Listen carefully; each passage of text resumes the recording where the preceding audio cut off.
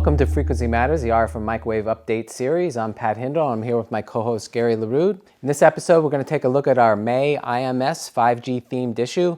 It's the biggest of the year, as always, and we really appreciate all the advertisers' support in order to bring you more articles and more coverage of the event. It'll be widely distributed, IMS 2019. It'll be in the bins where the magazines are. It'll be in our booth, and it'll be inserted into all the delegate bags, so you should see it everywhere there. Nice. And so the cover story is very interesting, written by Joe Madden of Mobile Experts, and he lays out the case how millimeter wave 5G is needed right now in dense urban areas. So he does some calculations to show how that's definitely true, that the sub 6 gigahertz bands are actually fully at capacity in some instances even now. And he also takes a look at some of the trade-offs in the semiconductor technologies in the RF front end, where you would use GaN versus silicon, and also some of the integration and packaging challenges. So it's a very good article to kick off our IMS issue. Yeah, good overview. So how about some of the technical features? I know we can't cover them all because there's just too many. Too many to cover, but on the same 5G theme for the issue, we have one from John Coonrod of Rogers that talks about characterizing circuit board materials for millimeter wave applications.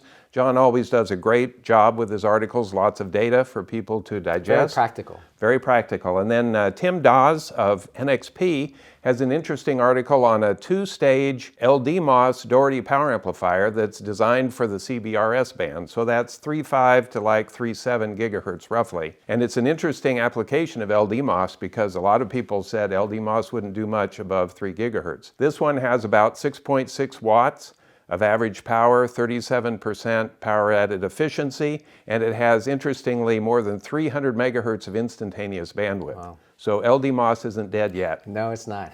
So this issue also has a lot of coverage of IMS 2019. We cover the conferences, so that's IMS, RFIC, 5G Summit, and ARFTAG, and we also cover the special sessions. Then we have another article about some of the exciting events. So they have a Young Professionals event and a Women in Microwaves event, which have some cool things going on during IMS. And finally, we have the exhibition article, and that covers the new Startup Pavilion, which is the first they've had this year. Also the micro apps. And then we have a big new products section, so you can really get to see what the leading manufacturers are going to be exhibiting at the event. Excellent. So read through this and plan out your attack on the week, because there's a lot to do. In order to give you even more insight into the event, we have two special guests in the studio today. The co-chairs of IMS 2019 join us. That's Larry Kushner and Mark Goker, and they talk about some of the highlights of the event. So let's take a look at a clip from that video now. So for people that have been to IMS, say, regularly, what will they see that's new this year compared to past years? So I guess before we get into what's new, let's talk a little bit about what's old,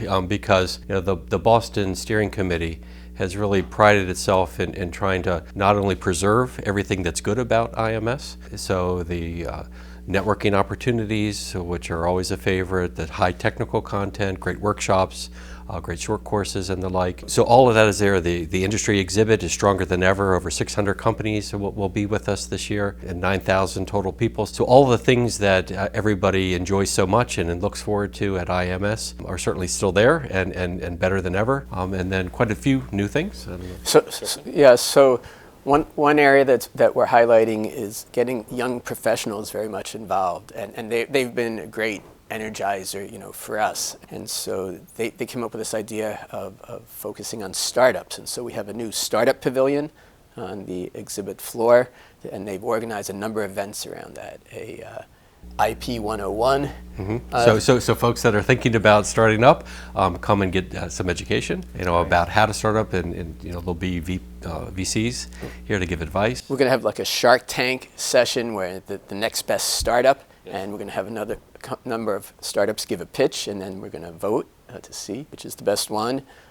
We also have a young professional bump out area, we call it, a little area in the convention center where they can just hang out on their own, and they're going to have sort of some career advice sessions as well there. Yeah. So that's one new area of focus. So maybe the next unicorn will emerge. Perhaps, but as we've been saying, that we really have been mindful to try to engage all the different facets of the microwave engineering community, and with particular emphasis this year on the young professionals. And so this YP bump out, as we call it, with not only great technical content and advice, but also some downtime and to interact with colleagues that are of a similar point in their career. So there's some games, foosball tables and the like, that will also just to try to create more of a bond, because One of the things that Larry and I have enjoyed through the years is seeing our friends every year.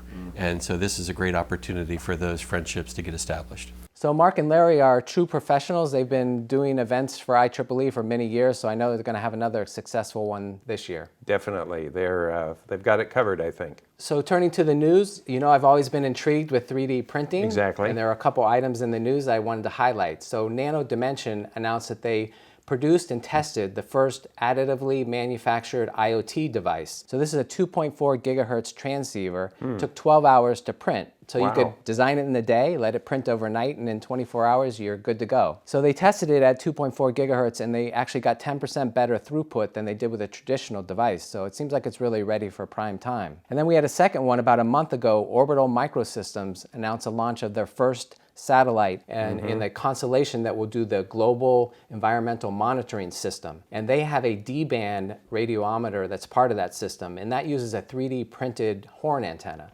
So we're actually seeing a lot of deployment of 3D printing, and it's exciting to see that. Yeah, interestingly enough, I met with them at the satellite show this week. How about you for the news? So news items, we're seeing from the earnings releases that 5G, particularly under 6 gigahertz infrastructure, is starting to be deployed. It was interesting that in the Cree earnings call, they said that Wolfspeed has really got a capacity problem right now. Right. The demand is exceeding what they can supply. They're scrambling to try to add capacity by converting to 150 millimeter wafers, and also they're taking some unused capacity from their LED fab and actually trying to qualify the GaN process on that LED fab. Just recently, Qorvo did their announcement. They said that their infrastructure business is up, a lot of it driven by GaN wins for massive MIMO. And James Klein, who's the president of their infrastructure and defense business, said that they are struggling a bit to keep up, definitely a bit behind. So that's good news for the industry, at least as far as the demand, and hopefully both companies can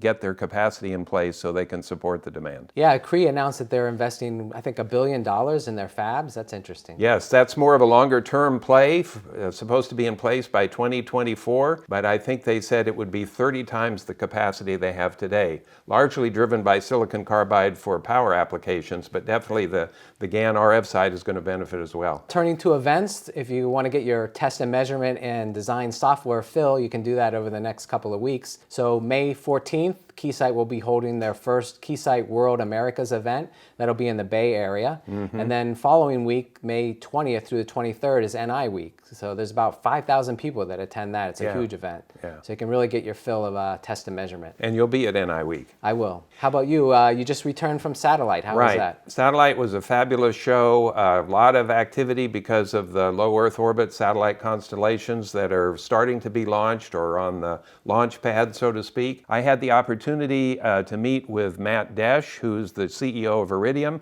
They've just completed their $3 billion Iridium satellite replenishment, and so now they're looking at another 15 years of satellite life. And then I had an opportunity to meet with Carmel Ortiz, who's the chief system engineer at OneWeb, and I had a real good conversation with her about the architecture of OneWeb and what they're trying to do. And you mentioned your interest in 3D printing. Well, there's a lot of interest in antennas for these satellite systems, particularly the low Earth orbit ones, and 3D printing is being applied to a number of different antenna systems. So there'll be some information coming your way from Satellite about that. So it was a good conference. Hard to keep up with everything going on there. Excellent. So I think that's a wrap for this episode. We want to thank our sponsor, MACOM, for making it possible. MACOM is your partner from RF to Light, and they have a wide portfolio of products as well as very strong capabilities. So check them out for your next design project. And we want to thank you for watching and hope that you'll join us next time.